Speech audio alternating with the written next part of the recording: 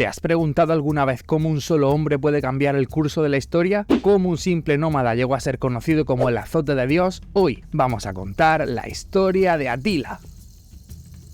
Hubo una vez un hombre, un líder, cuyo nombre aún retumba con temor y admiración, Atila el Huno. Nació alrededor del año 406 en la gran etapa de Eurasia, lo que hoy conocemos como Hungría. En medio de una sociedad nómada de jinetes y guerreros, Atila creció en el seno de una poderosa familia, los descendientes del rey huno Mundxuk. Atila y su hermano Bleda heredaron el reino de los hunos en el año 434. Aunque eran jóvenes, su ambición y coraje eran evidentes. Sabían que los hunos eran temidos por sus habilidades de combate y especialmente por su habilidad de montar y disparar flechas desde caballos en plena carrera. Pero también sabían que su reino era considerado bárbaro por todas las grandes civilizaciones del oeste y el este, el Imperio Romano y el Imperio Persa. Los hermanos comenzaron a transformar a los hunos en una potencia geopolítica a través de una serie de incursiones militares a lo largo y ancho del Imperio Romano, y aunque Atila y Bleda compartían el trono, Atila demostró ser un líder más decisivo y astuto. La muerte de Bleda en el año 445 bajo circunstancias misteriosas dejó a Atila como único gobernante. Ahora, con el control absoluto, inició una serie de campañas militares que sacudieron el mundo conocido.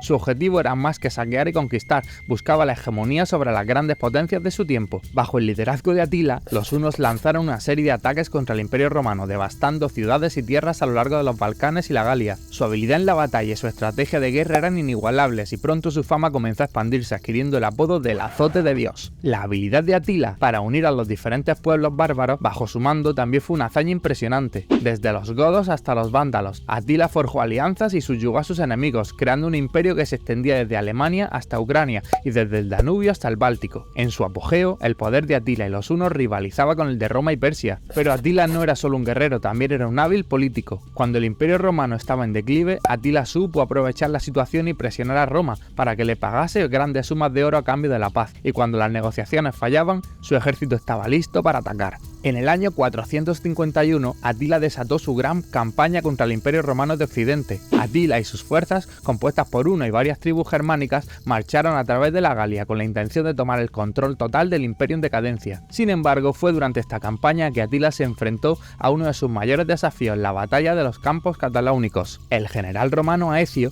consciente de la amenaza que representaba Atila, formó una coalición de romanos y visigodos para enfrentarse al formidable ejército huno. Atila, a pesar de su brillantez en el campo de batalla, no pudo obtener una victoria decisiva. Aunque los hunos no fueron derrotados completamente, la batalla frenó el avance de Atila hacia el corazón de Roma. Después de la batalla en los Campos Cataláunicos, Atila se retiró por un tiempo, pero su sed de conquista no se sació. Volvió su mirada hacia la joya del Imperio Romano, la ciudad de Roma. En el año 452, Atila y su ejército cruzaron los Alpes y avanzaron hacia Italia, saqueando varias ciudades en su camino. Aunque el pánico se extendió por todo el imperio, la defensa de Roma no cedió. El Papa León I, conocido por su diplomacia y su fe, se reunió con Atila en un intento de persuadirlo de detener su avance hacia la ciudad. La historia nos ha dejado con diferentes relatos sobre lo que sucedió en esa reunión, desde intervenciones divinas hasta convincentes argumentos diplomáticos. Lo que sí sabemos con certeza es que, contra todo pronóstico, Atila decidió no atacar Roma. Esta decisión ha sido objeto de especulaciones y debates. Algunos sostienen que Atila se sintió impresionado por la dignidad y el valor de León I, otros que Atila temía las consecuencias de provocar más la ira de las fuerzas romanas, mientras que hay quienes sostienen que un brote de peste en su campamento obligó a Atila a retirarse. Sea cual sea la razón, el resultado fue el mismo: Roma fue salvada de la ira de los hunos.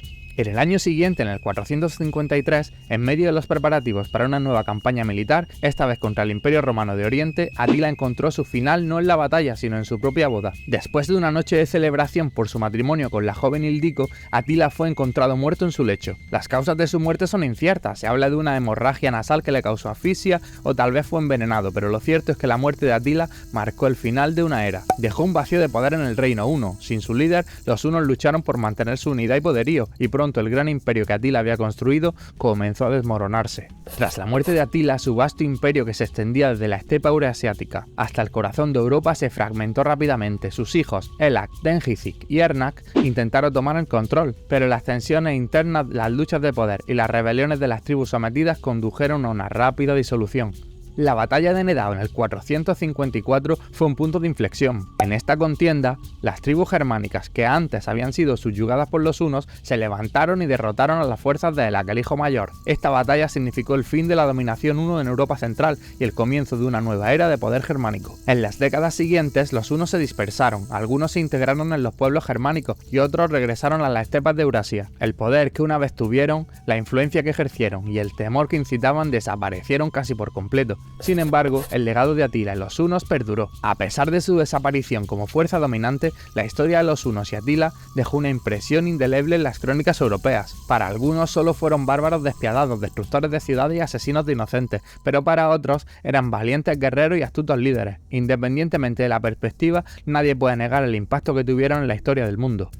La historia de Atila y los hunos nos enseña mucho acerca de la vida, el liderazgo, el poder y finalmente la efímera naturaleza de los imperios. Atila fue un líder carismático y valiente que transformó a los hunos de una confederación de tribus nómadas en una potencia temida por las mayores civilizaciones de su tiempo. A través de su ingenio y determinación logró realizar hazañas casi inimaginables y su nombre se ha convertido en sinónimo de poder y conquista. Pero su historia también es una lección de humildad. A pesar de su grandeza y poder, Atila no pudo escapar de su mortalidad. Su imperio, que una vez parecía invencible, se derrumbó con su muerte. Además, Atila nos recuerda el poder de la diplomacia. La decisión de no invadir Roma, tras su encuentro con el Papa León I, demuestra que incluso en los tiempos de guerra, la diplomacia y el diálogo pueden ser herramientas poderosas para resolver conflictos. Es un recordatorio de que a veces la pluma puede ser más poderosa que la espada.